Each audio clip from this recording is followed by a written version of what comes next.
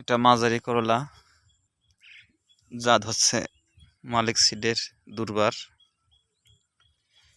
নিরাপদ সবজি উৎপাদনের লক্ষ্য করে কীটনাশকবিহীন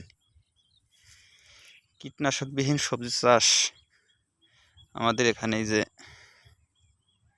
হলুদ প্যাড লাগানো আছে, সম্পূর্ণ কীটনাশক মুক্ত সবজি চাষ। তবে বর্ষার মৌসুম, বৃষ্টি আবার রোদ, হয়তো জাংলাটা ভালো হয়নি।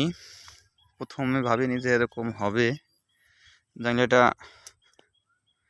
যে কারণে মাঝে একটু খোঁজ হয়ে গেছে লোডের কারণে, অতিরিক্ত লোড এবং ধরনের ফলের সাইজ, কালার, জাতটাও অনেক ভালো, মালিক সিডের দুর্বার।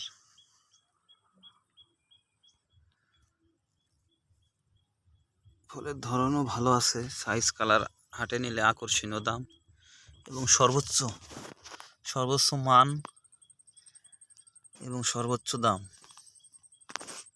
অনেক ফল, মনে করেন যে কাজ আছে এর ভিতরে।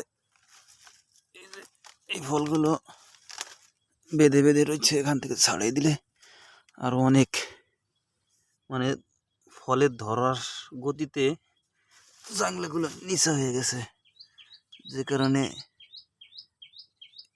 একটু সমস্যা সম্মুখীন হওয়ার সম্ভাবনাই বেশি।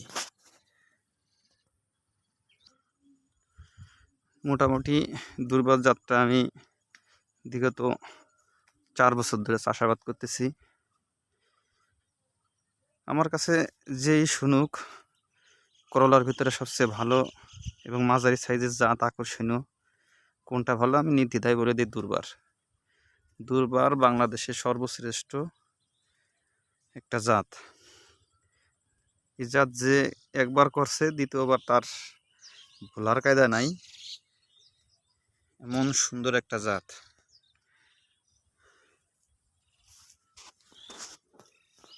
আজকে এই সাইড থেকে কাটা হয়েছে তো ফল, যে কারণে আপনার ফলের একটু মানে কম দেখা দিতেছে। আবার যখন ধরবে তখন আবার ফল আর ফল।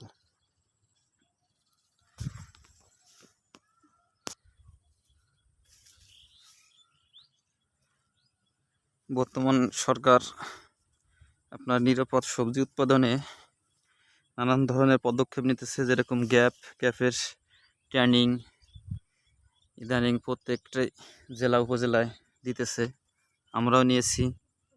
যে কারণে চাইতেছি যে কীভাবে বিষমুক্ত চাষাবাদ করা যায়, সেক্ষেত্রে কাজ করতেছি। বিষমুক্ত চাষাবাদ করলে উভয় পক্ষে সবার জন্যই ভালো, আমাদের শরীরটাও ঠিক থাকবে এবং যারা সবজি খাবে তাদের জন্য ভালো, শরীরের উভয় পক্ষে সবার জন্যই ভালো। অনেক সুন্দর জাত দুর্বার। ছবিতে একটু খারাপ দেখা যাইতেছে, মানে কম দেখা যাইতেছে, কিন্তু আসলে ছবির থেকে দ্বিগুণ ফলন আপনাদের এই বাস্তবে না দেখলে নয়। তাই আপনারা বর্ষা মৌসুমে যে এই জাত করেন না করেন, যদি মাঝারি করলা করেন, নির্দ্বিধায় দুর্বার করতে পারেন। দুর্বার একটি ভালো জাত এবং মালিক সিডের কোম্পানি এবং সুনামধন্য কোম্পানি, যার অতুলনীয় বৈশিষ্ট্য। অনেক বড়, মোটামুটি নদীর পাড়ে তো ভিডিওতে দেখা যাচ্ছে অনেক, কিন্তু আসলে অনেক না, এটা 4-5 কাঠা জায়গা খায়। যদি করলা ঠিকঠাক মতো ওঠে, আবহাওয়া ভালো থাকে, সেক্ষেত্রে আপনার 1 থেকে 1.5 লাখ টাকার একটা অ্যামাউন্ট আসতে পারে। ভিডিও আর বেশি করব না, অনেক বড় করা হয়ে গেছে। সবাই ভালো থাকবেন, সুস্থ থাকবেন, এই কামনাই সবাই করতেছি। আর প্রতিটি কৃষক একটু চিন্তা ভাবনা করে চাষাবাদ করবেন। যতদূর কম সম্ভব রাসায়নিক দ্রব্য, যে কীটনাশক, বালাইনাশক একটু কম স্প্রে করবেন, যে কারণে সম্পূর্ণ স্বাস্থ্য যত্ন নিতে কৃষক ভুগতেছে বাংলাদেশের, সেদিকে একটু খেয়াল রাখবেন। সবাই ভালো থাকবেন।